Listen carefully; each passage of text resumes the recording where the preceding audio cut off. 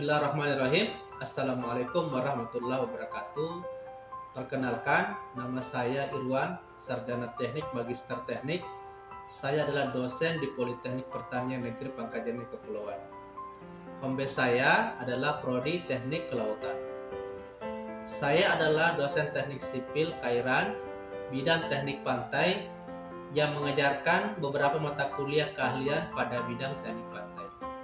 Pada kesempatan kali ini, saya akan menjelaskan teknik pengajaran saya pada mata kuliah teknik pantai. Sebelum saya menjelaskan teknik pengajaran saya, terlebih dahulu saya akan menjelaskan deskripsi singkat mata kuliah teknik pantai, capaian pembelajarannya, dan model-model pembelajarannya. Yang pertama, deskripsi singkat mata kuliah. Mata kuliah teknik pantai ini merupakan mata kuliah kompetensi keahlian yang mempelajari tentang ruang lingkup teknik pantai, teori gelombang, transformasi gelombang, pasang surut air laut, proses sedimentasi dan abrasi pantai, serta jenis dan fungsi bangunan pantai. Mata kuliah ini disajikan pada semester 2 dan memiliki bobot 2 SKS. Yang kedua, capaian pembelajaran mata kuliah, yaitu mahasiswa mampu menjelaskan ruang lingkup teknik pantai, mampu menjelaskan teori gelombang, jenis-jenis transformasi gelombang, pasang surut air laut, proses sedimentasi dan abrasi pantai, serta jenis dan bangunan pantai. 3. Capaian pembelajaran khusus, diantaranya 1. Mahasiswa mampu memahami dan menjelaskan teori gelombang dan deformasi gelombang. 2. Mahasiswa mampu memahami dan menjelaskan pasang surut air laut. 3. Mahasiswa mampu memahami dan menjelaskan proses sedimentasi dan abrasi pantai. 4. Mahasiswa mampu memahami dan menjelaskan definisi dan fungsi bangunan pantai. Dan yang kelima adalah mahasiswa mampu merencanakan bangunan pantai. Capaian pembelajaran mata kuliah ini akan ditempuh dalam 14 pertemuan. Selanjutnya saya akan menyampaikan teknik pengajaran saya pada mata kuliah teknik pantai yang meliputi delivery, interaction, and assessment. Yang pertama, delivery. Delivery adalah metode atau strategi yang saya gunakan untuk menyampaikan materi perkuliahan kepada mahasiswa. Metode yang saya gunakan adalah metode ceramah, diskusi, pembelajaran kolaboratif, dan belajar mandiri. Metode ceramah saya gunakan di awal perkuliahan untuk menjelaskan tujuan pembelajaran perkuliahan beserta teori dasar daripada mata kuliah. Pada metode ceramah ini, sesekali saya selipkan diskusi dengan mahasiswa agar terjalin komunikasi dua arah antara mahasiswa dengan dosen. Setelah ceramah, saya menggunakan metode diskusi dengan mahasiswa. Diskusi ini bertujuan untuk mengeksplor lebih jauh pemahaman mahasiswa terhadap materi yang diberikan, dan juga memberi kesempatan kepada mahasiswa untuk memberikan pendapatnya terhadap masalah yang didiskusikan. Diskusi kelompok ini biasanya berupa studi kasus, dan setiap anggota kelompok berbagi peran untuk masing-masing memberikan pendapatnya terhadap masalah tersebut. Selanjutnya, metode yang saya gunakan adalah metode pembelajaran mandiri yang biasanya saya lakukan dalam dua bentuk. Yang pertama adalah persentase, dan yang kedua adalah penugasan. Persentase bertujuan untuk melatih mahasiswa untuk tampil di depan kelas dalam rangka menyampaikan ide dan solusinya terhadap masalah yang diberikan. Yang kedua adalah penugasan yang bertujuan untuk mengukur sampai sejauh mana pemahaman mahasiswa terhadap materi di kelas. Dalam penugasan atau kuis ini, saya biasa menggunakan media pembelajaran online seperti Google Form dan Socrative. Media penugasan online ini menarik karena mahasiswa dapat langsung mengetahui nilai tugasnya dan juga dapat melihat koreksi jawaban yang masih keliru. Interaction adalah bagaimana cara saya berinteraksi dengan mahasiswa. Di dalam kelas, saya selalu berupaya memberikan motivasi kepada mahasiswa untuk lebih giat belajar dan selalu percaya diri akan kemampuannya untuk menyelesaikan masalah. Selain itu, saya juga selalu berupaya berkomunikasi dengan mahasiswa, baik di dalam kelas maupun di luar kelas, dan dalam urusan akademik dan non-akademik, agar dapat lebih mengetahui pribadi mahasiswa tersebut. Di luar kelas sudah dibentuk juga grup WhatsApp sebagai wadah untuk menyampaikan informasi-informasi akademik. Ketiga adalah asesmen atau penilaian. Pada awal perkuliahan, saya menyampaikan kontrak perkuliahan beserta dengan metodologi penilaian. Untuk penilaian akan ada penilaian teori dan penilaian praktek dan juga memiliki bobot yang berbeda-beda. Sehingga mahasiswa telah mengetahui pada awal perkuliahan tentang bobot tersebut. Dan selanjutnya mahasiswa bisa menyusun strategi bagaimana mendapatkan bobot atau nilai yang baik. Baik, demikianlah penjelasan teknik pengajaran saya pada mata kuliah Teknik Pantai. Selanjutnya, mari kita menyaksikan proses pengajaran saya di kelas secara langsung.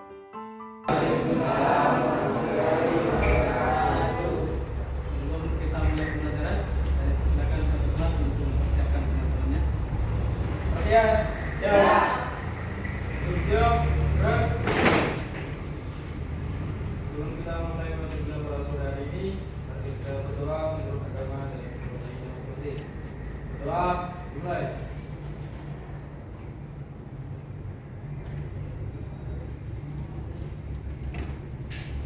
Doa selesai. Beri salam. Assalamualaikum warahmatullahi wabarakatuh. Waalaikumsalam warahmatullahi wabarakatuh. Istirahat, gerak. Baik. Assalamualaikum warahmatullahi wabarakatuh. Waalaikumsalam warahmatullahi wabarakatuh. Apa kabar semua? Baik. Sehat? Sehat. Baik, adik-adik. Pada hari ini kita akan belajar bersama tentang modul ruang lingkup teknik pantai untuk bangunan pantai. Ya. Jadi mata kuliah ini berkaitan erat juga dengan mata kuliah yang lain, ya, seperti bangunan pengaman pantai, ya, kemudian mata kuliah pengolahan data, hidrosonografi. Yang pertama kita masuk ke definisi pantai, ya. Untuk definisi pantai kita bisa temukan beberapa definisi atau pengertian, ya. Yang pertama menurut Bidli tahun 94 mengatakan bahwa pantai merupakan kawasan peralihan antara laut dan daratan. Kemudian menurut Hanson 988 pantai merupakan perluasan daratan yang dibatasi oleh pengaruh pasang surut, ya. Kemudian banyak definisi, ya, yang kita bisa baca di sini dan kita bisa bandingkan apa pengertiannya. Nah, untuk lebih memperjelas tentang definisi pantai, kita bisa melihat gambar berikut. Ya. Untuk ini mendefinisikan pantai, kita melihat muka air surut dan muka air pasang, ya. Karena ini akan menentukan pengertian apa yang dimaksud dengan pantai. Ya, silakan Rumi. Langsung saja, pantai menurut saya daerah perairan yang dimana masih dipengaruhi oleh batas tinggi air pasang dan batas tinggi air surut. Oke, terima kasih. Bagus sekali. Tepuk tangan dulu. Ada yang lain yang bisa kasih pengertian dari pasang surut, pengertian daripada pantai? Saya persilakan.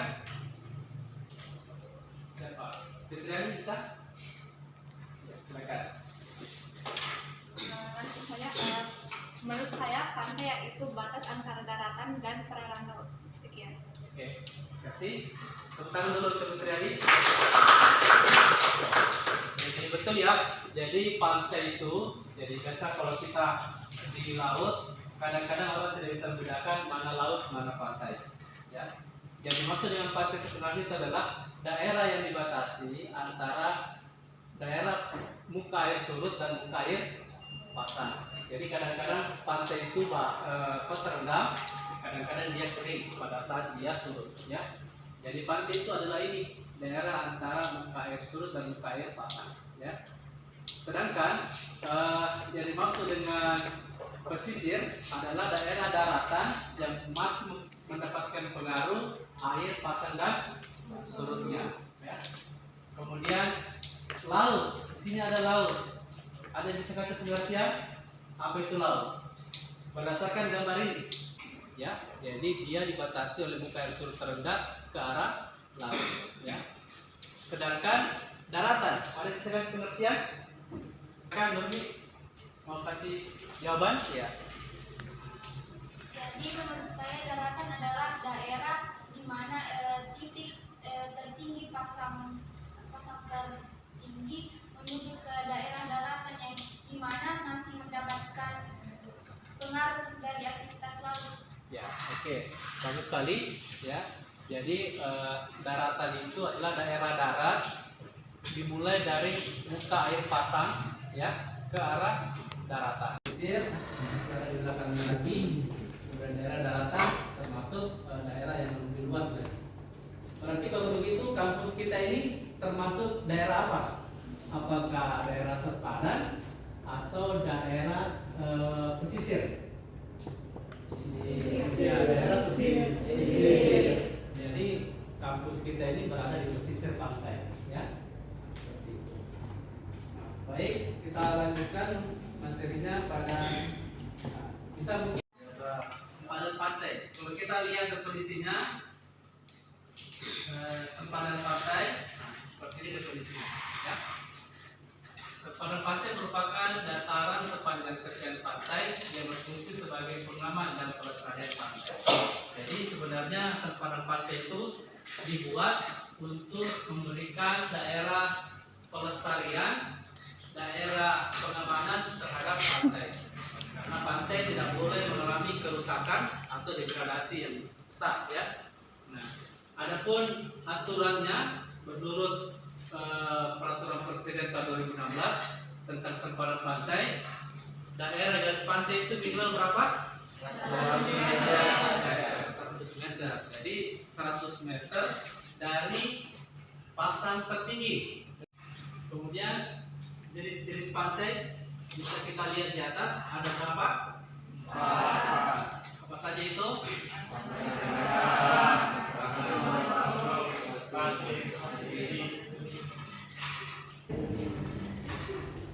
Ada yang bisa menjelaskan apa bedanya pantai mangrove dengan pantai berpasir?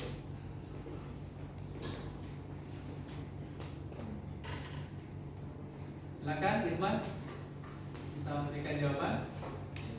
Baiklah, langsung saja. Kalau pantai mangrove menurut saya itu dipenuhi dengan pepohonan mangrove untuk melindungi pesisir pantai, sedangkan pantai berpasir itu dipenuhi dengan pasir dan dapat menimbulkan erosi.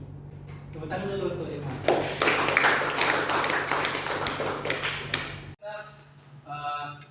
Daerah atau kondisi tanahnya berupa tanah lumpur, ya, tanah lumpur. Sedangkan kalau dia berpasir, kita bisa melihat seperti ini, ya, dipenuhi dengan pasir, dan biasanya pantai berpasir rentan mengalami abrasi, ya, rentan mengalami abrasi karena pasir itu sangat mudah dibawa oleh gelombang dan arus. Kemudian ada tipe ketiga, pantai berkarang dan pantai tebing. Kalau ini pantai tebing, ya, saya kira bisa kita lihat pantai yang tidak mungkin bergeser garis pantainya karena dipenuhi oleh batu, ya. Seperti juga pantai berkarang. Kemudian yang berikut pantai Sumatera, Sumatera Barat dan Bengkulu, ya. Nah, di sini ada sekitar 2 kilo, 1 kilo, ada 3 kilo mengalami abrasi pantai, ya. Jadi pantai kita itu banyak mengalami kerusakan, ya, termasuk abrasi dan sedimentasi. Ya. Nah, sedangkan di satu sisi pantai itu sangat strategis, ya, atau sangat baik untuk dimanfaatkan, ya. Untuk pantai biasa dimanfaatkan sebagai daerah apa? Satu, daerah kawasan pemukiman, kemudian kawasan industri, 3, 4,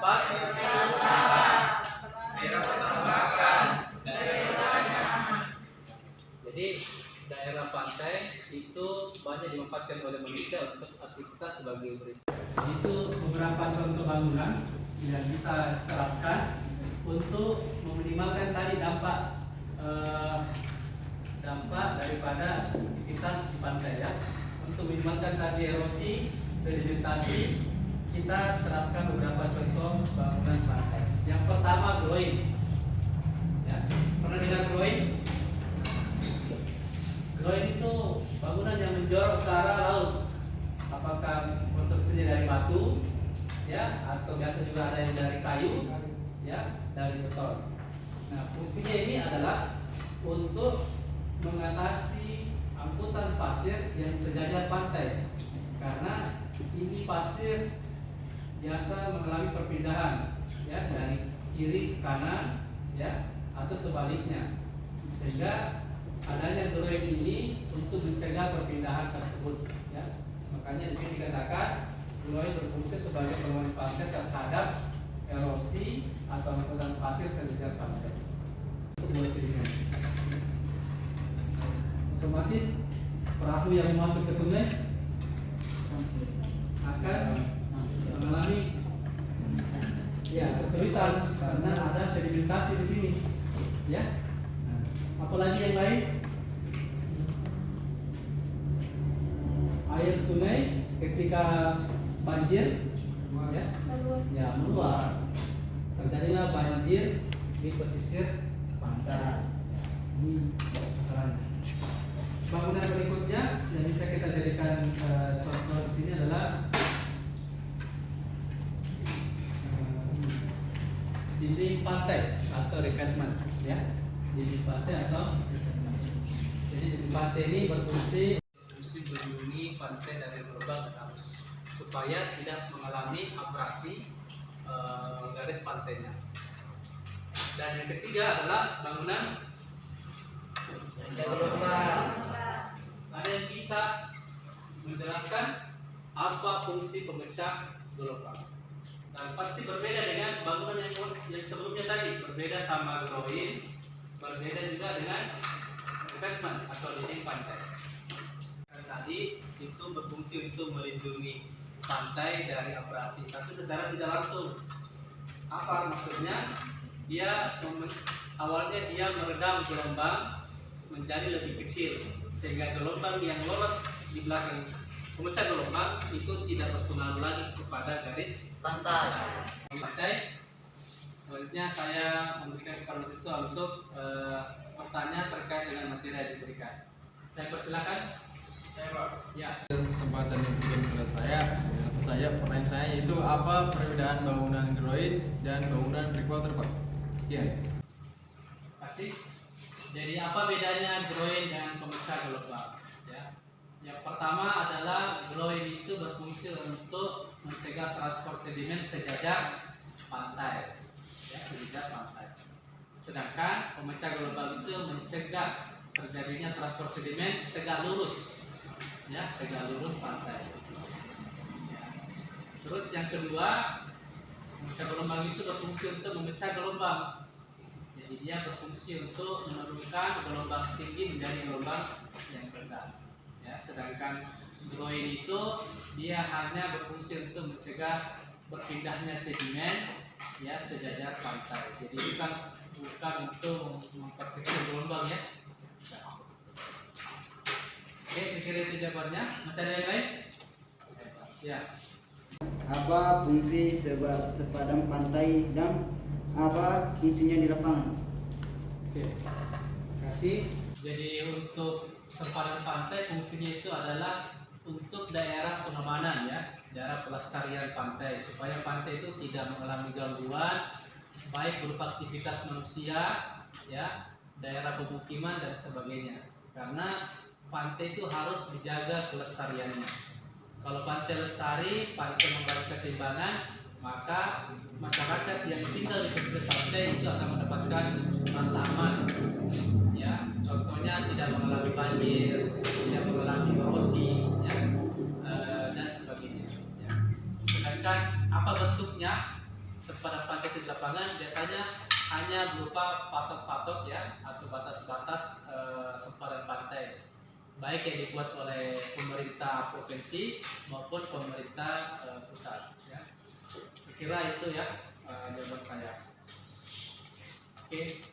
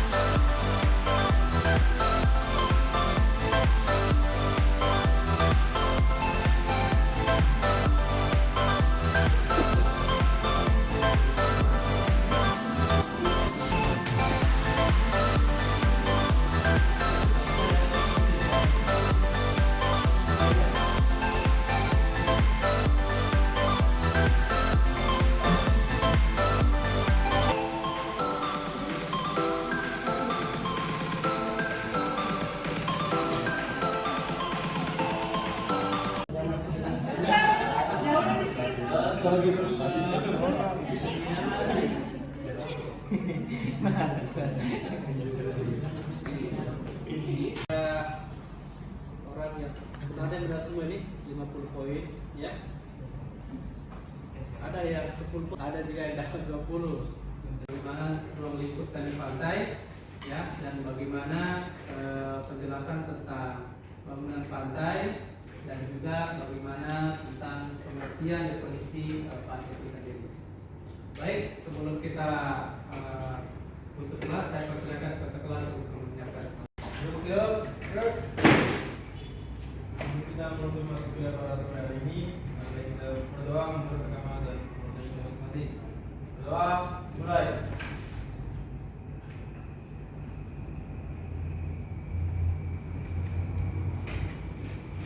Doa selesai.